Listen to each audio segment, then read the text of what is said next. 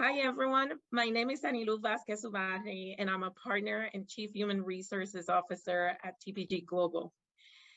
TPG is very proud to be a virtual sponsor and host of this year's 6th annual Board Leaders Convening for LCDA.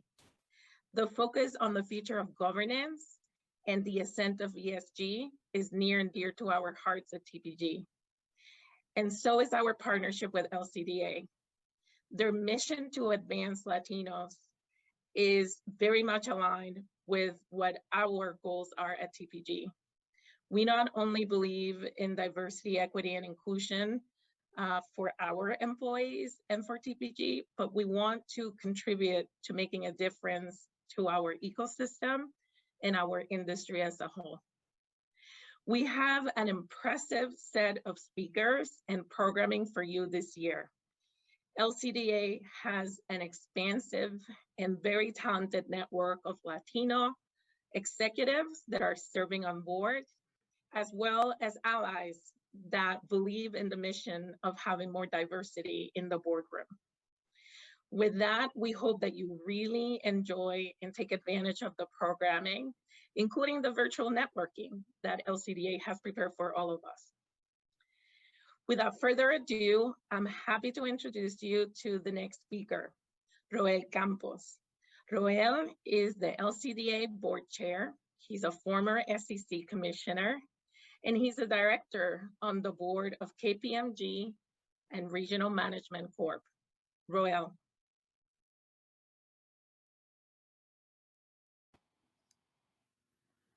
Hello, everyone. It's great to be here with you. And I have to say, I'm excited and tingling because we have such a great lineup of powerful speakers, as Anilu just said. And I want to thank Anilu for your very kind introduction. Let me add my huge thanks to TPG for being LCDA's partner in this convening.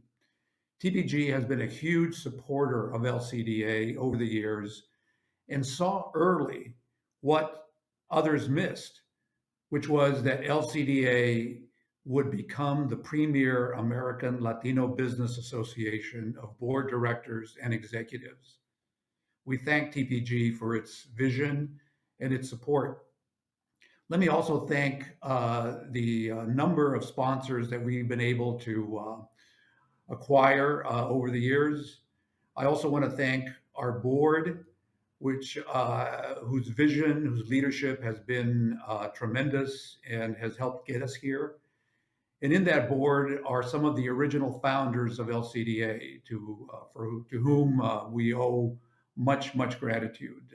We stand on their shoulders, and we are very indebted to them. So over the last 3.5 years, I have had the extreme privilege and honor to serve the LCDA board and members as your chair. This will be the last time that I actually have the chance to speak to you directly in this fashion in a convening. You will have, for those of you who want a little more of me, you will have tomorrow where I will moderate a terrific fireside chat, not because of me, but because of the great leaders of TPG. So I invite you to that. As you may know, I chose not to stand for re-election for another term because I saw the enormous talent in the organization that, frankly, was ready to lead now. I think in life, as leaders, as executives, which all of you are, as directors, you have to know when to move aside and let your successors shine. And I think this is the time, frankly, for LCDA. LCDA will be in great hands in the future, beginning next year, with the election of the new slate that will include Elizabeth Oliver Farrow as the new chair and Jose Rodriguez as vice chair. Now, as you can see, I only have a few minutes, or let me tell you that I only have a few minutes because of all these great speakers. So you will see me glance at my notes occasionally. I'm still old school. I like not to talk from notes, but to keep it efficient and succinct and meet the time limits I'm going to occasionally look down and keep on track. So I appreciate your indulgence. So let me provide a quick review of the tremendous strides that LCDA has taken under my watch, with most of the credit, of course, going to Esther Aguilera and her great team, and the visionary founders, as I said, of LCDA and our existing board. First, let's examine how LCDA has done with its mission to increase Latinos on corporate boards. When I began as chair, I could count on one hand the number of Latinos placed on boards in a given quarter. This year, in the first quarter alone, over 80 Latinos and Latinas became directors. In the second quarter of 2021, over 90 became directors. Already, Latinos were appointed to 268 board seats as of the third quarter. Let me say that again, 268 board seats as of the third quarter of 2021, compared to 68 seats in the third quarter of 2020. Something is going right. By the end of this year, LCDA is on track to directly and indirectly influence 400, that's 400 public and private company board appointments. Also, just not insignificantly, LCDA members were appointed to over 20 private company boards. Private companies are also a huge part of corporate America, as you well know. When I began my tour as chair, there really existed no way to measure Latinos on boards. Believe it or not, there was no recruiting company, no business statistics company that measured accurately the Latinos being placed on boards. Well, today, Ozzy Mesa heads the LCDA unit that uses cutting-edge technology and business intelligence and publications to produce the most accurate and comprehensive statistics on Latinos on boards and in the C-suite.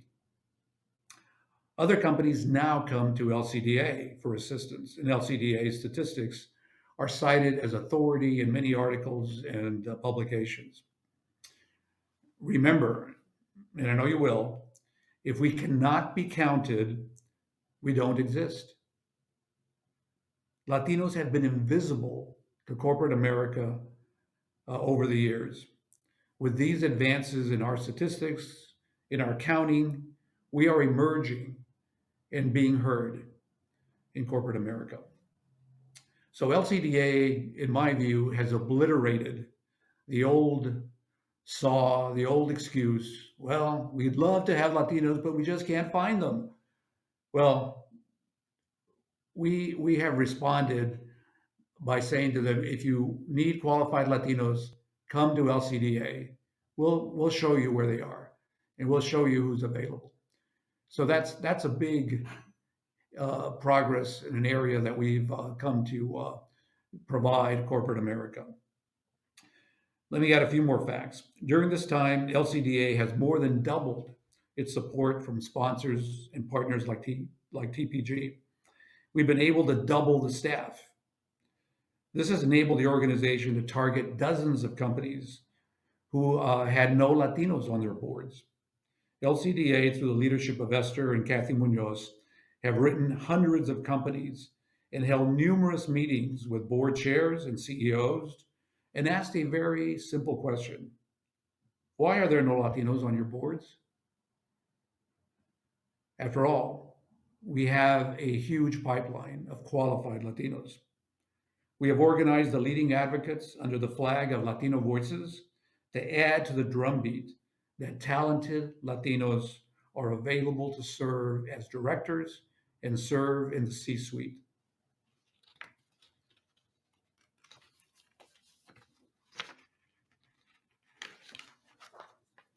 So LCDA's membership more than tripled in the last 2 years, and we have expanded recruitment of executive members. We welcomed our largest cohort of 64 aspiring executives who will participate in the Board Ready Institute at Stanford.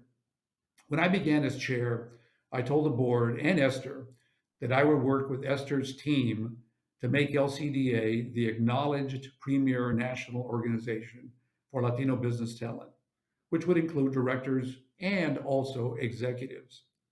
I believed that only by building and identifying the enormous talent in the Latino community could we bring Latinos to the forefront of American business, where we belong. Although we are still in early stages and there is much more to do, I think we've achieved that goal. Yet make no mistake, even with the gains we've accomplished, Latinos remain the least represented, gaining the fewest seats in spite of our much better numbers, and we have the widest gap to close. We need to double the momentum and double down on the strategies to generate even more results than we have to date. As I have often pointed out, all of us need to work together and have the resolve to do our individual part in achieving these goals. At a time when social justice and social exclusion are part of the corporate culture and stakeholder agendas of company boards, it is our individual responsibilities as directors and as executives to speak up, to weigh in unapologetically, and advocate for Latinos in the workplace and at the table. You will be surprised at how well received the message will be. I know many of us initially are a little shy, don't want to make trouble, all these things, but you will be respected if you advocate for Latinos and you provide the solid business reasons for doing so. After all, the statistics are compelling. We are the fastest growing consumer market and workforce. American companies will not meet their talent needs in the future without a large number of Latinos. Pure and simple, and stop. Latino entrepreneurs, which we will recruit at LCDA, will also provide huge opportunities for more positions on new government boards, on new corporate boards. So I transition from being your chair, but I'll still be around to cause trouble with the board. But I leave with tremendous gratitude for you and the board allowing me to serve you.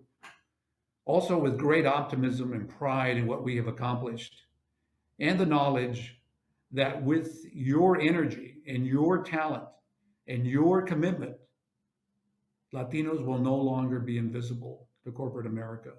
And we will take our place at the table and we will make huge contributions to solving the enormous challenges of the future. Thanks so much and enjoy the rest of the convening.